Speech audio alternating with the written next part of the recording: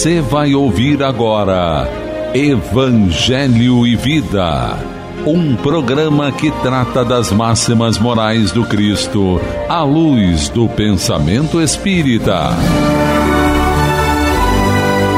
Produção e apresentação, Ricardo Gomes. Amiga e amigo ouvinte, sou Ricardo Gomes e com muita alegria estou iniciando mais uma edição do programa Evangelho e Vida nas ondas fraternas da nossa Rádio Rio de Janeiro, a emissora da Fraternidade. Mais uma vez desejo a você saúde, paz, serenidade e esperança, agradecendo sempre a sua preciosa audiência. O nosso tema de hoje é permitido repreender os outros, notar a imperfeição de outrem, divulgar o mal de outrem? E terá como base as instruções dos Espíritos do capítulo 10 do Evangelho segundo o Espiritismo, cujo título é Bem-aventurados os que são misericordiosos, no item 19 a 21, nas mensagens de São Luís, ditadas em Paris em 1860. Iniciaremos analisando a questão levantada por São Luís, que aparece no item 19 do capítulo em estudo. Ninguém sendo perfeito, seguir-se-á que ninguém tem o direito de repreender o seu próximo? A parábola de Jesus que aparece em Mateus, ademostrando-nos por ver o argueiro no olho do próximo e não ver a clave que está no seu, e a que nos aconselha a não julgar para não sermos julgados, são interpretadas erroneamente no sentido de não termos o direito de notar e repreender o erro do próximo, uma vez que, sendo imperfeito, erramos também. É necessário ponderar, prezados ouvintes, que repreender, o semelhante pode ser um mal ou um bem, e deixar de repreender também. Temos que levar em conta as circunstâncias que envolvem o fato repreensível e, principalmente, o modo como se pretende fazer a reprimenda e com que intenção vai externá-la. Devemos considerar também que a repreensão não se trata de acusação, mas de chamar a atenção, fazer um ato de correção. Se mal compreendida estas lições, teremos que ter uma visão do mundo onde não podemos reparar a presença do mal. Ora, a doutrina espírita prima, entre outras coisas, pelo bom senso. Não é solicitada aos espíritas as atitudes de avestruzes, com caras enfiadas no chão, como se possível fora ignorar a realidade do que nos envolve. Ao espírita é solicitado o cumprimento do seu papel como ser humano. Ele deve viver a realidade do mundo em que está encarnado, apenas cuidando para o exercício dos postulados do Evangelho e da doutrina espírita em suas palavras e ações, sempre pautando-se pela indulgência e pela caridade. Incluímos aqui ainda as respostas dadas por São Luís, que informa: certamente que não é essa a conclusão a tirar-se, porquanto cada um de vós deve trabalhar pelo progresso de todos, e, sobretudo, daqueles cuja tutela vos foi confiada. Mas por isso mesmo deveis fazê-lo com moderação, para um fim útil, e não, como a mais das vezes, pelo prazer de divergir. Neste último caso, a repreensão é uma maldade. No primeiro é um dever que a caridade manda seja cumprido com todo o cuidado possível.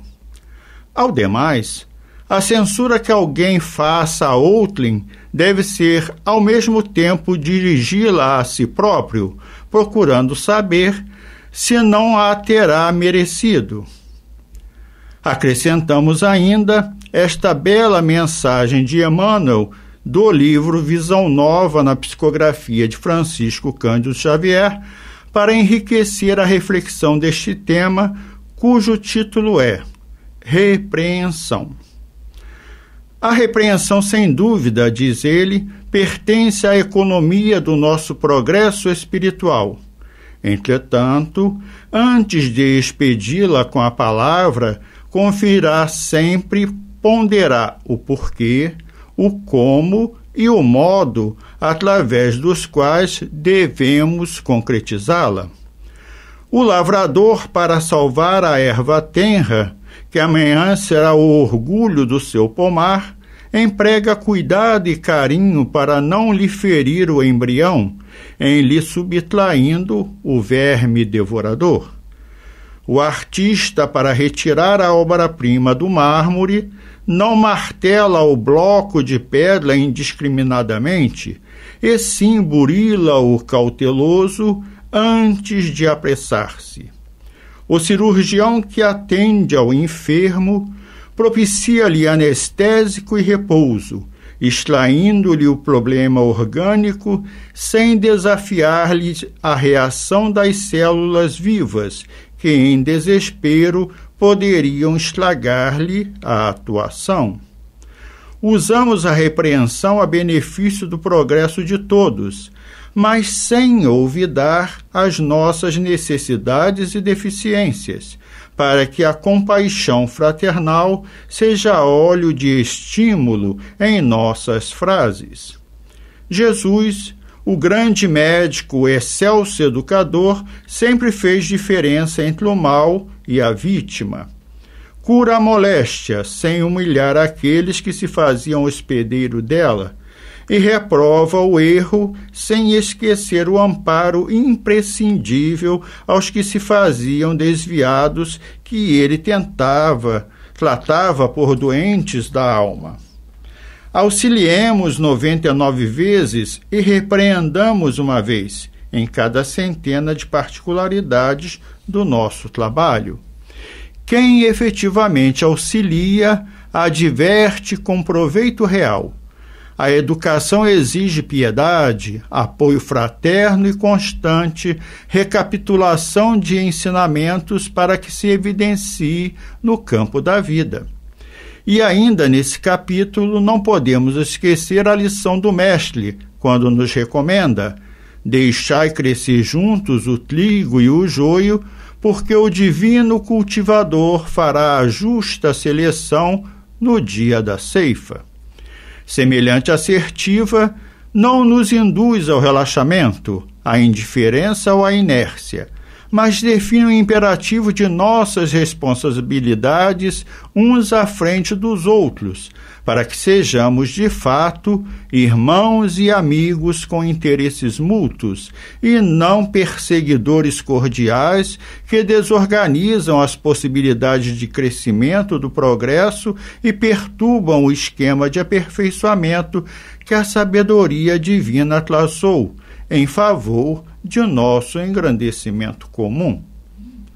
Vejamos agora a segunda questão levantada por São Luís.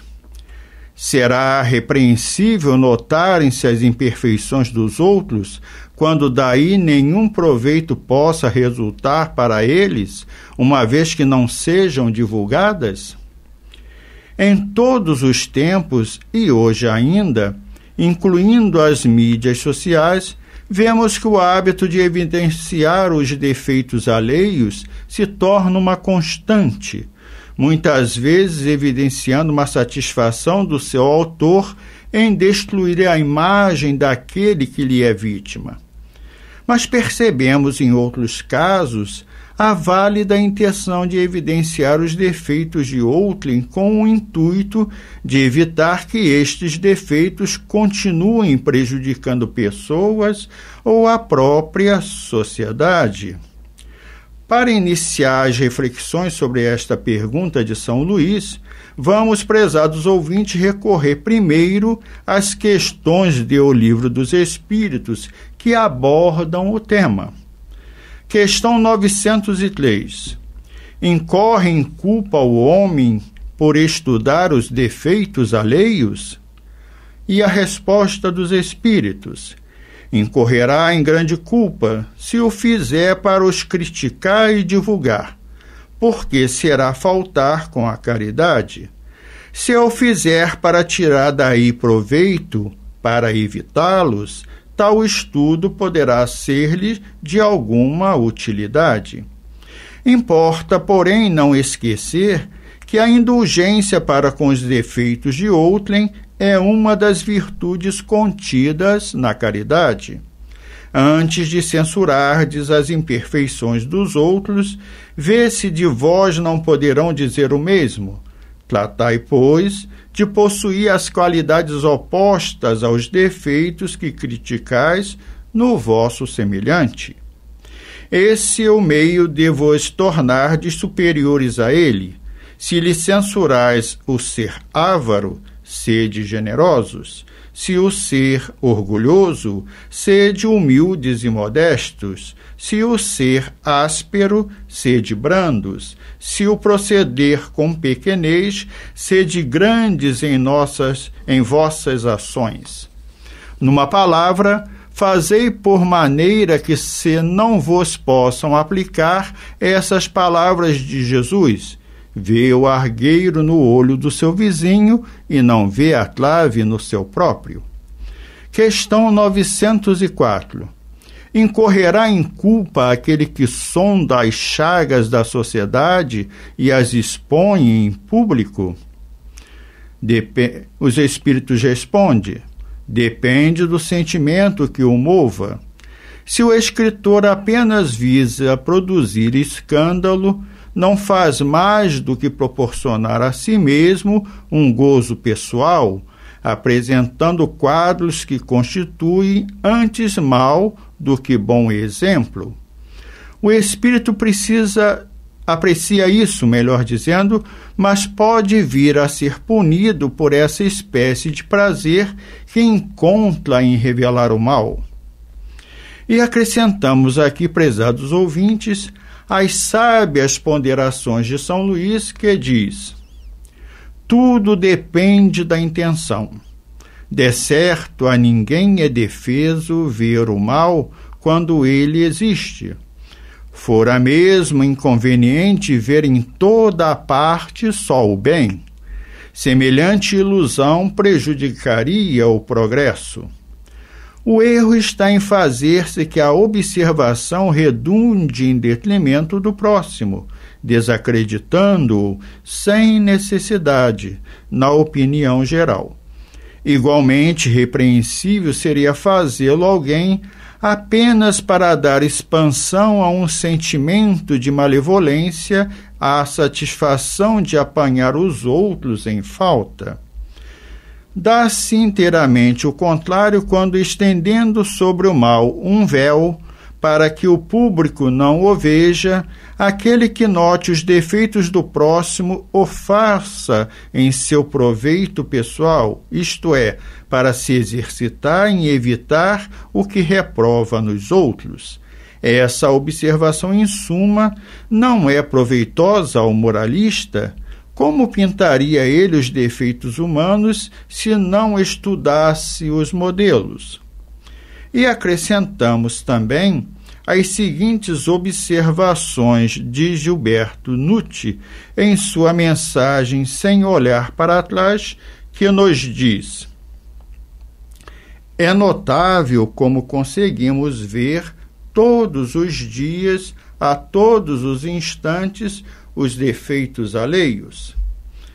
Dificilmente encontraremos alguém que não se mostre propenso a apontar erros e absurdos dos outros. A crítica só é válida quando serve para demonstrar erros graves que possam causar prejuízo para os outros ou quando sirva para auxiliar aquele a quem criticamos. Portanto, resistir ao impulso de ressaltar as falhas dos outros, exercitando-nos em perceber o que eles tenham de positivo, é a meta que devemos alcançar. Não esqueçamos de que desejamos que o bem cresça e apareça, devemos divulgá-lo sempre. Falar bem é fazer o bem, apontar o belo é auxiliar outros a verem a beleza. Vejamos a terceira questão levantada por São Luís. Haverá casos em que convenha se desvende o mal de outrem? E assim responde o benfeitor espiritual. É muito delicada esta questão, e para resolvê-la, necessário se torna apelar para a caridade bem compreendida. Se as imperfeições de uma pessoa só a ela prejudicam, nenhuma utilidade haverá nunca em divulgá-la. Se, porém, podem acarretar prejuízo a terceiros, deve-se atender de preferência ao interesse do maior número. Segundo as circunstâncias, desmascarar a hipocrisia pode constituir um dever, pois mais vale caia um homem do que virem muitos a ser suas vítimas.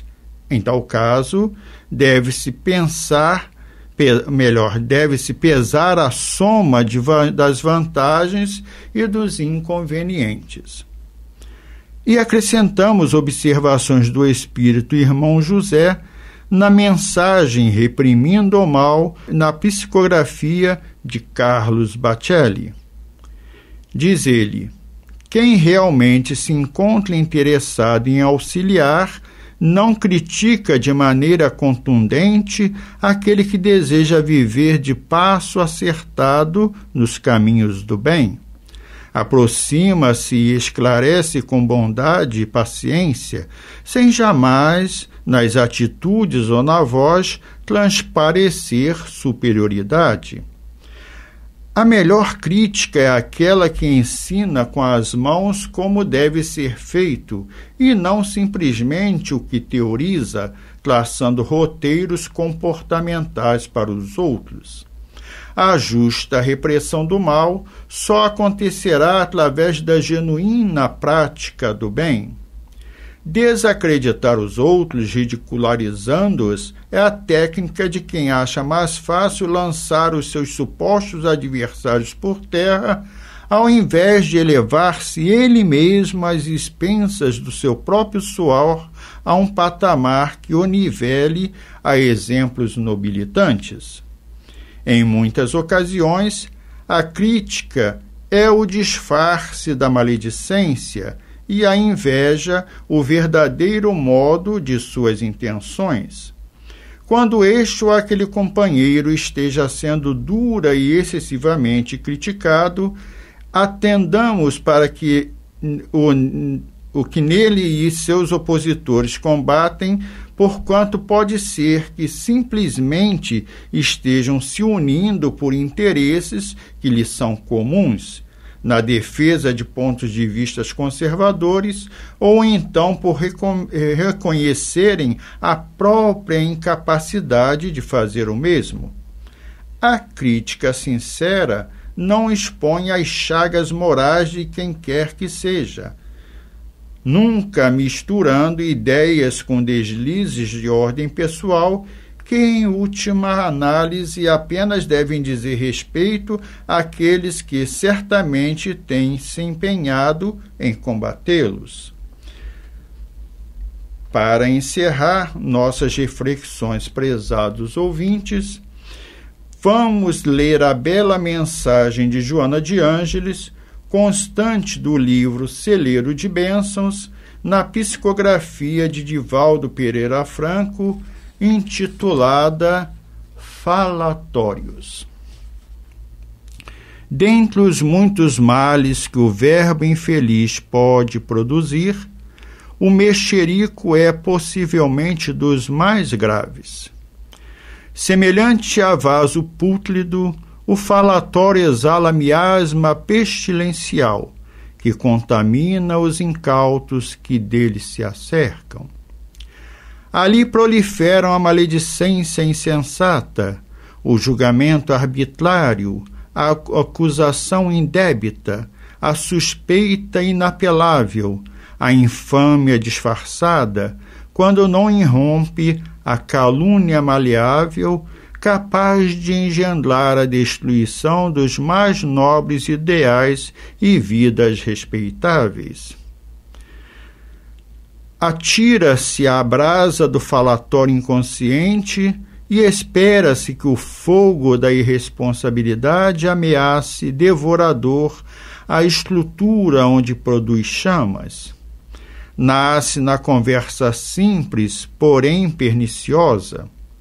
Emana de uma observação candente e feita de impiedade, a qual se difunde facilmente por ausência de serviço edificante em decorrência da hora vazia, pela dilatação das apreciações indébitas.